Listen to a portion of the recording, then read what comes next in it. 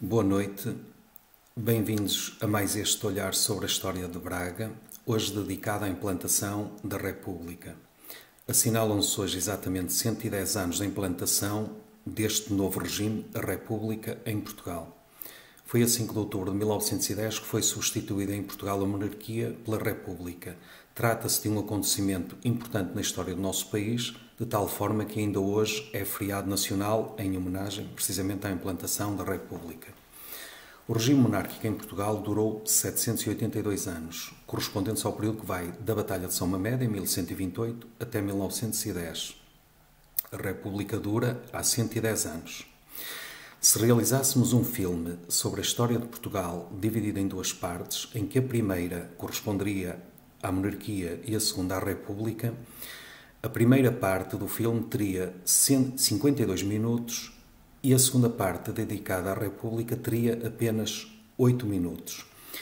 Através deste pequeno exercício, podemos comparar, de facto, a durabilidade de cada um dos regimes, embora, evidentemente, a República ainda continue nos nossos dias. Assim, ambos os regimes, monárquico e republicano, merecem o nosso respeito por tudo o que fizeram pela afirmação do nosso país no plano nacional e internacional. Merecem também o nosso respeito por manter Portugal como um país independente, sendo neste momento um dos 15 países mais antigos do mundo. Por outro lado, e há de destacar que tanto a República como a monarquia conseguiram desenvolver o nosso país, afirmá-lo no plano nacional e internacional e, no caso concreto da República, continua a manter Portugal como um dos países mais democráticos e pluralistas da Europa e do mundo. A implantação da República aconteceu, portanto, em 1910 e constituiu o culminar de um conjunto de acontecimentos que marcaram a última década do século XIX e a primeira década do século XX. A segunda metade do século XIX ficou marcada pelo desejo intransigente das grandes potências europeias em alargar os seus territórios e formar grandes impérios coloniais. Nessa situação encontrava-se principalmente a Inglaterra, a França e a Alemanha, aliás, potências no século XIX, como foram no século XX e como continuam a ser neste século XXI. Em relação ao nosso país, havia o desejo de abarcar um grande império, um grande projeto que ligava Angola a Moçambique. Projeto esse que ficou celebrizado no mapa cor-de-rosa. Estas pretensões, como se sabe, colidiram com o desejo dos ingleses em constituir um vasto império que ligasse o Cabo ao Cairo, ou seja, do norte ao sul de África. Perante este entrave, os ingleses não estiveram com rodeios e enviaram-nos em janeiro de 1890 um ultimátum, o célebre ultimato inglês, através do qual solicitavam a Portugal o imediato abandono destas suas pretensões referentes ao mapa cor-de-rosa. É claro que este constitui um momento de grande revolta nacional. Por exemplo, em janeiro de 1890, não só os ministros se indignaram, como toda a população. Na noite do dia 11 de janeiro, 1 milhar de pessoas percorreu as ruas de Lisboa e apedrejou as janelas da casa do ministro dos Negócios Estrangeiros português. Foi não só por este ultimato inglês, mas também por um conjunto de acontecimentos que se revelaram fundamentalmente na década de 1880 e 1890 e que denegriram o regime monárquico português. Uma das primeiras tentativas de derrube da monarquia foi realizada no Porto, na madrugada do dia 31 de janeiro de 1891, quando um grupo de sargentos fizeram sair dos quartéis alguns regimentos da guarnição do Porto. Com facilidade, as tropas leais ao rei Dom Carlos acabaram com esta tentativa de instauração da República e prenderam até com relativa facilidade os revoltosos. Presos os revoltosos, houve a necessidade de proceder a um julgamento acerca do seu comportamento e foi nesta fase que se destacou um bracarense, Carlos Almeida Braga, que se veio a notabilizar como um brilhante advogado, não só na região norte, mas a nível nacional. Passadas praticamente 2 décadas desta aparente acalmia, desde a Revolução Republicana de 31 de janeiro, mas essas 2 décadas seguintes de aparente acalmia foram marcadas por constantes crises económicas e permanentes escândalos políticos e sociais. Toda esta situação culminou no dia 1 de fevereiro de 1908, quando Manuel Luís e Alfredo Costa assassinaram o rei Dom Carlos e o príncipe herdeiro Dom Luís Filipe, deixando a nação portuguesa e principalmente os monárquicos em estado de choque. O jovem rei Dom Manuel II, de 18 anos apenas, tudo fez para alterar esta tendência republicana que aumentava na sociedade portuguesa. Contudo, após o regicídio de 1908, os portugueses defensores da monarquia sentiram que, de facto, o regime monárquico estava nos seus últimos momentos. Só assim se explica que ainda no ano de 1908, a 1 de novembro, o Partido Republicano tivesse ganho as eleições para a Câmara de Lisboa, elegendo todos os seus deputados, já que nem sequer houve candidatos monárquicos. Por outro lado, as críticas à monarquia e à atuação do jovem rei Dom Manuel II aumentavam cada vez mais, ao ponto de Guerra Junqueira afirmar que o rei, em vez de cortar o cancro, identificava-se com ele. Já ninguém suprirá o cancro sem suprir a própria realeza. Em 1909, José Luciano de Castro, então líder do Partido Progressista, faz outra visa ao rei Dom Manuel II. Diz ele, o Partido Republicano avança a passos largos e prepara-se para uma aventura revolucionária. Já tomou posse da Câmara de Lisboa, da grande maioria das juntas da Paróquia de Lisboa, já fez eleger há poucos dias o presidente da Sociedade de Geografia, derrotando inclusivamente um dos ministros monárquicos. Perante este cenário, com facilidade se percebe que uma estratégia de asfixia estava a ser levada a cabo pelos republicanos e a monarquia em Portugal estava irremediavelmente condenada. O assassinato do médico influente republicano Miguel Bombarda veio confirmar ainda mais o desencadear de uma revolução que estava prestes a explodir. O professor Miguel Bombarda foi um reputado médico, um dos médicos mais prestigiados de finais do século XIX e princípios do século XX no nosso país, tendo publicado em 1877 a notável tese O Delírio das Perseguições. O professor Miguel Bombarda foi professor na Escola Médico-Cirúrgica de Lisboa, foi diretor do Hospital Psiquiátrico de Rilhafoles e fundador da Liga Nacional contra a Tuberculose. Para além de se notabilizar na área da medicina, Miguel Bombarda foi também um grande opositor ao regime monárquico, que o achava responsável pela crise que o país atravessava. Foi ele um dos grandes mentores da Revolução Republicana que a qualquer momento poderia eclodir no nosso país. A morte de Miguel Bombarda causou enorme perturbação em Portugal, também pela forma como ocorreu. Foi assassinado no dia 3 de outubro de 1910, no seu próprio escritório e por um seu doente. O autor da morte de Miguel Bombarda foi Aparício Rebelo dos Santos e existiam algumas dúvidas quanto aos seus dados biográficos.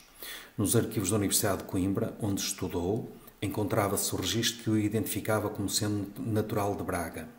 E há também referências à sua data de nascimento como sendo 5 de julho de 1878. No entanto, havia outras afirmações que apontavam para que fosse natural de Coimbra ou natural da Covilhã. Por estas razões, mas também por ser considerado por muitos como o doente mais célebre da história da psiquiatria do nosso país, tornava-se imperioso clarificar alguns dos dados biográficos deste Aparício Rebelo dos Santos.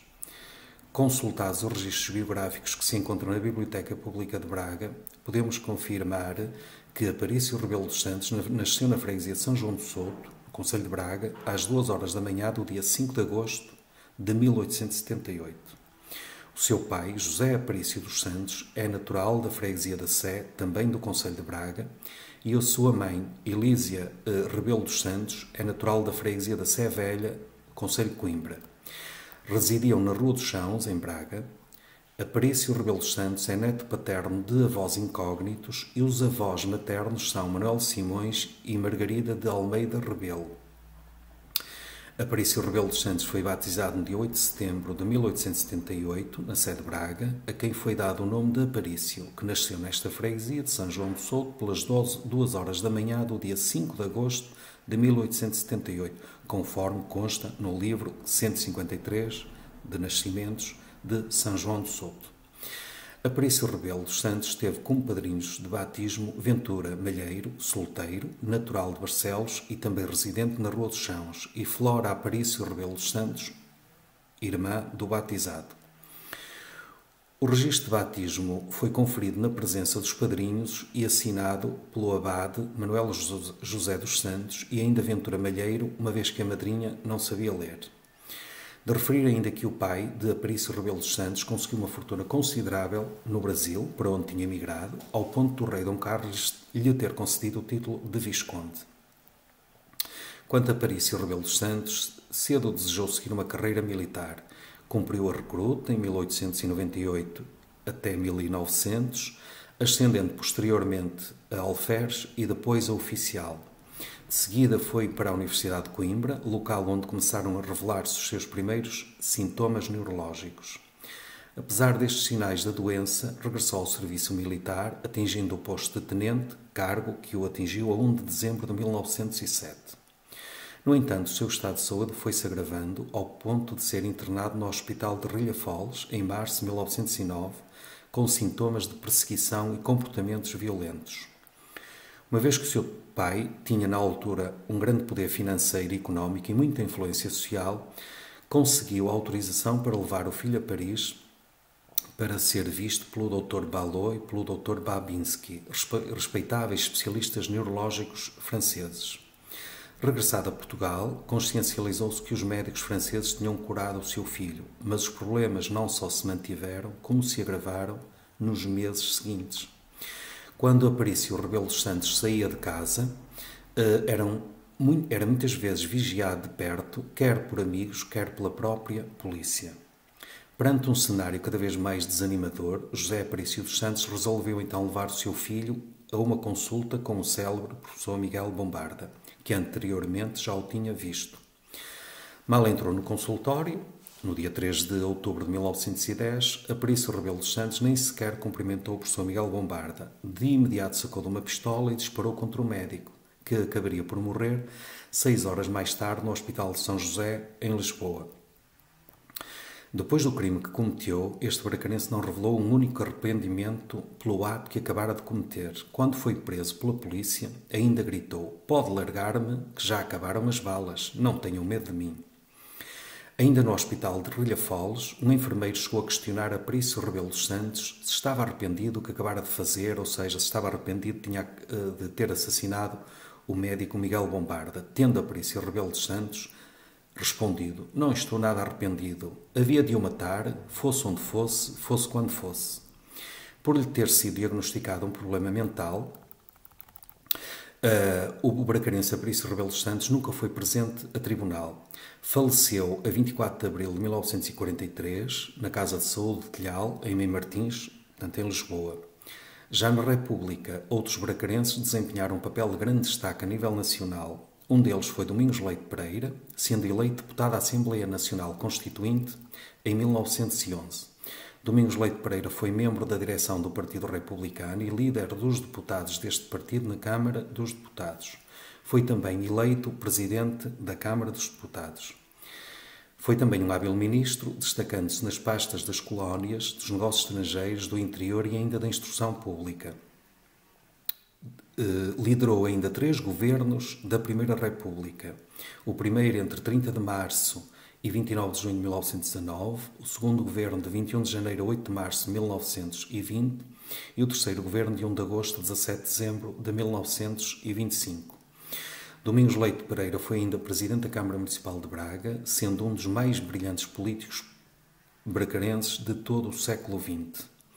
Outro bracarense que se notabilizou logo no início da República foi Manuel Monteiro, que foi nomeado Governador Civil de Braga de outubro de 1910, cargo que exerceu até junho de 1913. Podemos afirmar que a implantação da República que hoje se assinala foi apressada com o assassinato do conceituado médico Miguel Bombarda, assassinado pelo bracarense Aparício Rebelo dos Santos, considerado um dos mais mediáticos doentes da psiquiatria em Portugal. E é desta forma que os bracarenses contribuem para a história da nossa região e do nosso país. Boa noite e muito obrigado.